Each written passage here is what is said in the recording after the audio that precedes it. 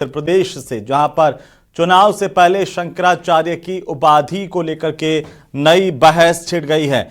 जनवरी में स्वामी अविमुक्तेश्वरानंद के माघ मेले में स्नान से जुड़ा जो मामला था, विवाद था, वो अब बढ़ चुका है। सवाल ये उठ रहे हैं कि किसे शंकराचार्य कहना है और किसे नहीं कहना है।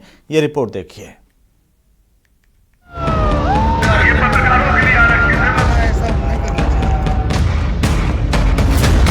शंकराचार्य पर छिड़ी बहस, धर्म के नाम पर फैला भ्रम। प्रयागराज के माघ मेले में स्वामी अविमुक्तेश्वरानंद के शिष्यों से बदसलूकी से शुरू हुई लड़ाई शंकराचार्य की उपाधि तक पहुंच गई। 13 फरवरी को यूपी विधानसभा में मुख्यमंत्री योगी आदित्यनाथ ने पहली बार स्वामी अविमुक्तेश्वरानंद के बारे में बात की थी।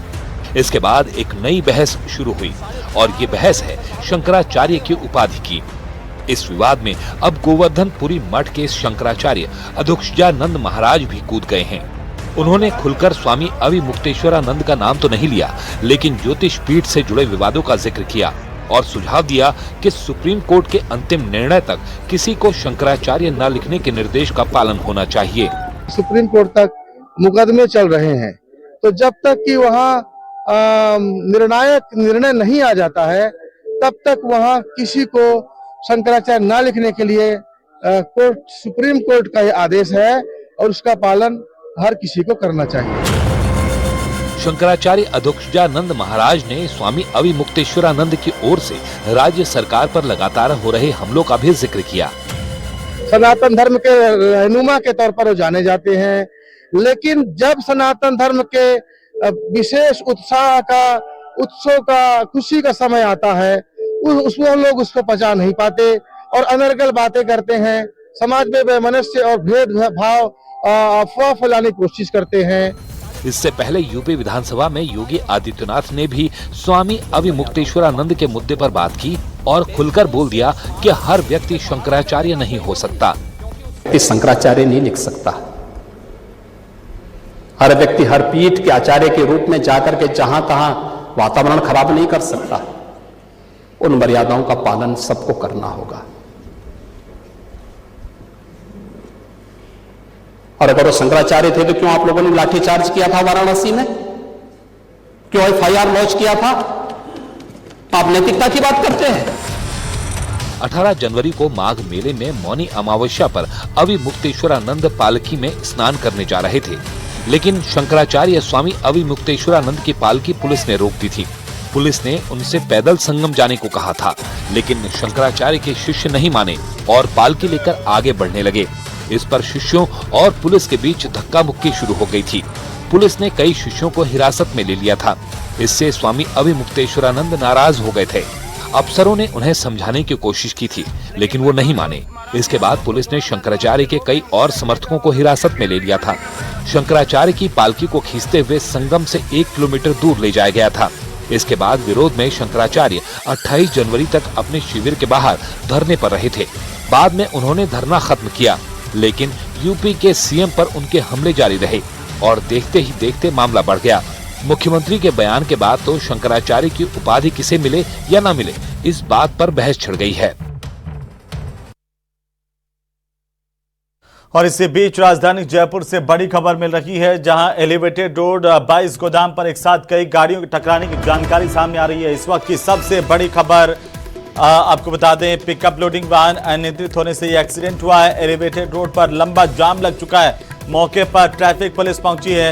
ये 22 गोदाम एलिवेटेड रोड पर बड़ा हादसा हुआ है। बड़ी खबर है इस वक्त की सबसे पहले, सबसे तेज। हम आपको कुछ ही देर में यहाँ की तस्वीरें दिखाने जा रहे हैं, लेकिन आपको बता दें कि ये जो बड़ा हादसा है, एक के बाद एक कई गाड़ियां आपस में टकराई हैं और उसकी तस्वीरें सबसे पहले, सबसे तेज न्यूज़ 18 राजस्थान पर आप देखिए कैसे गाड़ियां एक दूसरे से टकराती हुई यहाँ पर। और ये एलिवेटेड रोड का हाल है, 22 गोदाम एलिवेटेड रोड, जहां पर 8 से ज्यादा गाड़ियों में आपस में भिड़ंत हुई है। ये बताया जा रहा है कि एक पिकअप लोडिंग वाहन जो है वो अनियंत्रित हो गया था और उसी की वजह से ये एक्सीडेंट हुआ है और इसकी वजह से एलिवेटेड रोड पर लंबा जाम लग गया है। कई कारों को क्षति पहुंची है। मौके पर ट्रैफिक पुलिस भी पहुंची है। देखिए, कुलन भी निकला है गाड़ियों का और गाड़ियों के आगे का हिस्सा काफी क्षतिग्रस्त हो गया। रोशन हमारे सहयोगी फोन लाइन पर हैं। रोशन, कैसे हादसा हुआ ये, अभी क्या जानकारी, क्या अपडेट है आपके पास? देखिए, भारत जोड़ो जो एलिवेटेड सड़क है इसके ऊपर ये हादसा हुआ है। जैसे ही सोडाला से ये अंबेडकर सर्किल की ओर जो एलिवेटेड रोड उतरता है वहां पर यह हादसा हुआ है। बताया जा रहा था कि लोडिंग जो पिकअप गाड़ी है वो अनियंत्रित हो गई, उसने एक के बाद में एक कई जो चौपहिया वाहन है उन्हें टक्कर मारी। करीब इस एक्सीडेंट के अंदर 8 से ज्यादा जो वाहन है वो क्षतिग्रस्त हुए हैं। कुछ लोगों को जो है वो मामूली जो चोट भी आई है। हालांकि सूचना के बाद में कहा जा सकता है कि वीवीआईपी रूट है तो ऐसे में ट्रैफिक पुलिस की मौजूदगी रहती है। समय रहते हुए ट्रैफिक पुलिस ने जो है मोर्चा संभाल लिया, लेकिन पीछे की ओर से आने वाले जो ट्रैफिक है और पीक आवर से ऐसे में जो है वो लंबा जाम लग गया है। जो वाहनों को जो है वो बड़ी क्षति हुई है। कई चौपहिया वाहनों के अंदर से जो एयर बैग है वो खुल चुके हैं।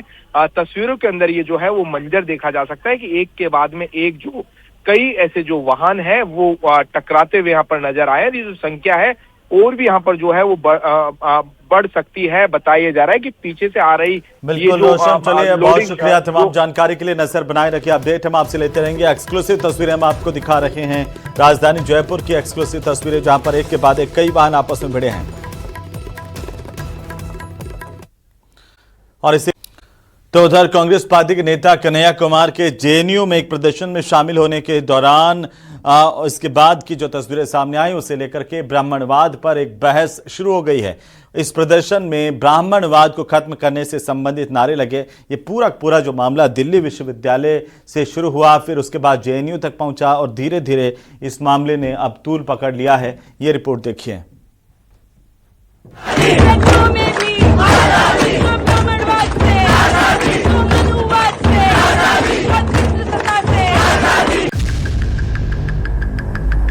हाथ में ढपली और उसकी हर थाप पर लगते ये नारे एक नए विवाद की वजह बन चुके हैं।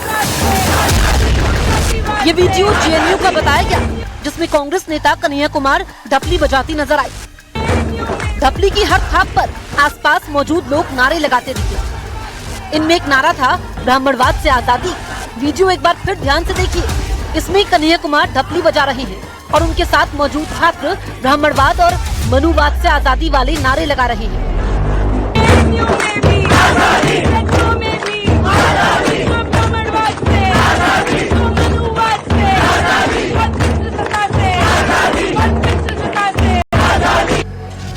इससे पहले यूजीसी के नए नियमों के मामले में दिल्ली यूनिवर्सिटी में प्रोटेस्ट हुआ था।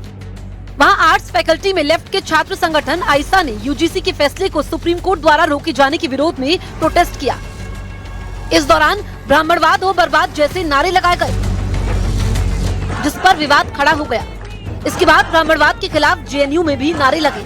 मामले ने तब और तूल पकड़ा जब कांग्रेस नेता और जेएनयू की पूर्व छात्र कन्हैया कुमार की मौजूदगी में नारेबाजी हुई। विवाद बढ़ा तो सियासत भी शुरू हुई। कांग्रेस ने ब्राह्मणवाद शब्द के मायने समझाने शुरू किए, तो वहीं दूसरी ओर बीजेपी ने कन्हैया कुमार की मौजूदगी में नारेबाजी को मुद्दा बनाया।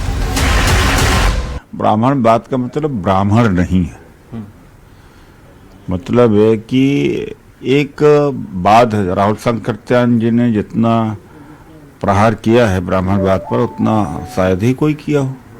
वो भी तो महापंडित थे। और डॉक्टर अम्बेडकर के पीपल्स एजुकेशन सोसाइटी में 4 ब्राह्मण थे।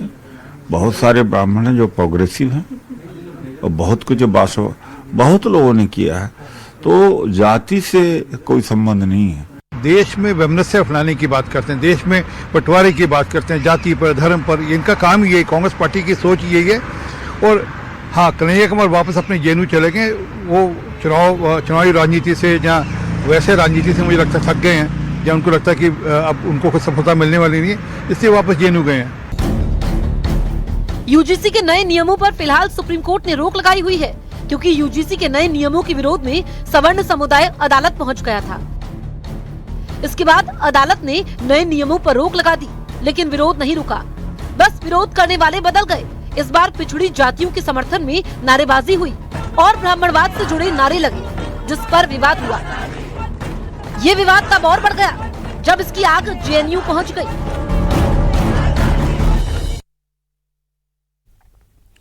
उधर मोहन भागवत के हिंदू डीएनए वाले बयान को लेकर सियासी घमासान मचा हुआ है। मोहन भागवत ने कहा कि सभी के डीएनए में हिंदू है, भारत में रहने वाले सभी लोग हिंदू हैं। बीजेपी ने जहां उनके इस बयान का समर्थन किया तो वहीं समाजवादी पार्टी ने कहा कि मोहन भागवत के बयान हालात देखकर बदलते रहते हैं। ये रिपोर्ट देखिए।